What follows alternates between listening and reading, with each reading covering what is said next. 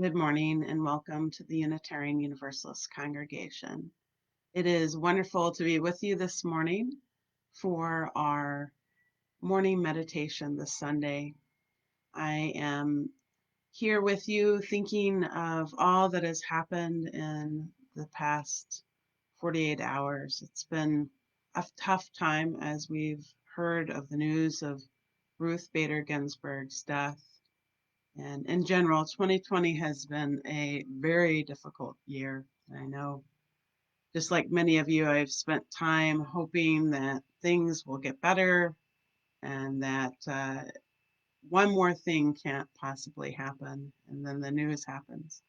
And so it becomes important for us to have tools like our morning meditation to help us deal with things that come up. We live in times and spaces that we can't always control. And I've been thinking about this lately as far as what is it that makes things hard. And I know for me, it's that sense of being out of control, not being able to change things. So I have to think about what in my life can I affect? What can I do? And being inspired by someone like RBG and all that she did for women's rights and being an example, um, just by her sheer grace and ferocity of being true to herself and true to her integrity. So if I can sit in my integrity, if I can be uh, who I want to be in the world, then there is some hope that that ripples out and makes change. And I think more importantly, I have to do that self work, and that does include taking time for meditation.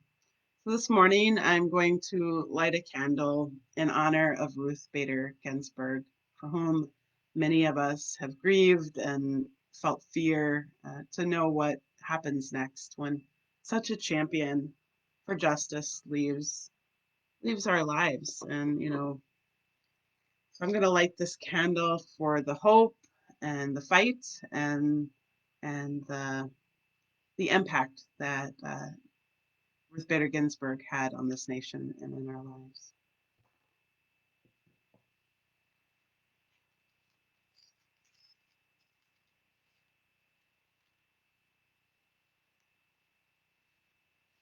To get a match that actually works. Sometimes the light doesn't come easily, does it? Have to fight for it.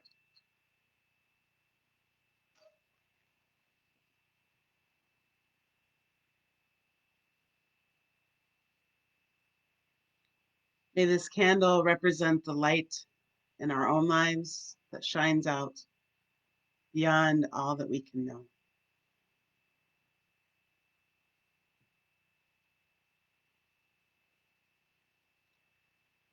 So this morning, I want to focus on that sense of our own being, that sense of our own spiritual practice. I'm going to start us off with some opening words from Kalidasa. Look to this day, for it is life, the very life of life. In its brief course lie all the verities and realities of your existence, the bliss of growth, the glory of action, the splendor of beauty. For yesterday is but a dream, and tomorrow is only a vision. But today day well lived makes every yesterday a dream of happiness, and every tomorrow a vision of hope. Look well, therefore, to this day. And there's that idea of being in the present moment and sitting with what is. And I know I'm a person that likes to project into the future and to plan and to feel like I'm moving forward. And I don't like sitting with the present moment because that means that sometimes that present moment involves pain. And I'm definitely a personality that likes to move away from pain. Many of us do, but I particularly find this practice very helpful so that I don't run away from my own self-work. So I invite you now to settle into your breath and to feel whatever you're feeling this moment. I did hula hooping yesterday for the first time in I'm not going to say how many years. And so I'm feeling that in my body, but I'm going to settle into my breath and invite you to gently close your eyes, gentle your breath. Think about what it means to be in this present moment, letting go of your thoughts and just being present with your breath.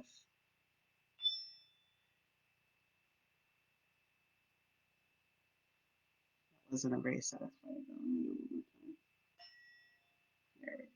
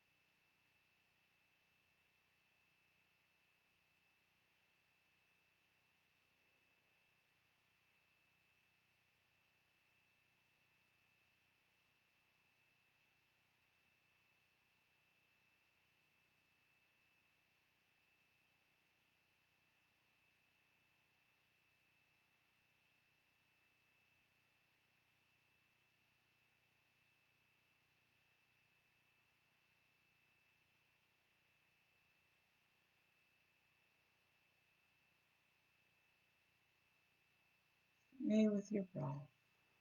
Stay in this moment. I want you to think about what it is that you've been holding on to and gentle it away from your body, breathing out, releasing, breathing in peace,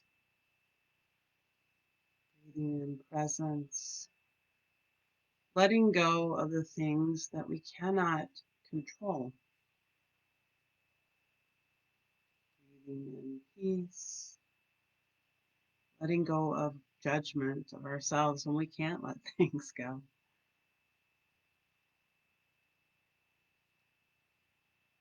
Breathing in peace. Our bodies need this time.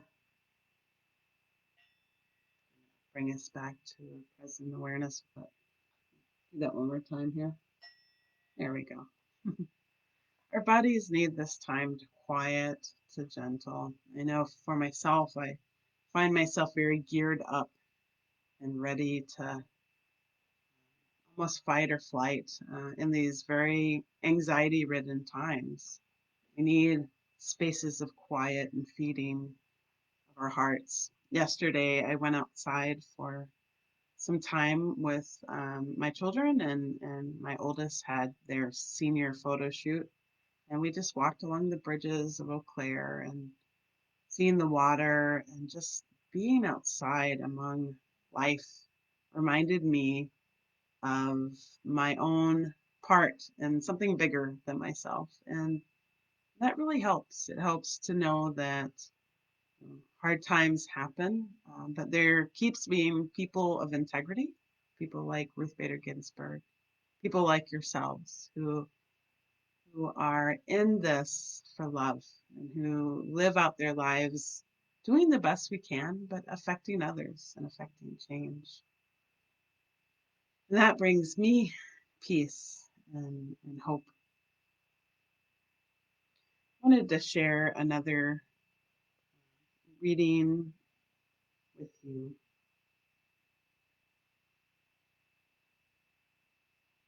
Let us open our minds and hearts to the place of quiet, to the silent prayer of for the healing of pain and the soft, gentle coming of love. Isn't that a great way to look at love? The soft, gentle coming of love.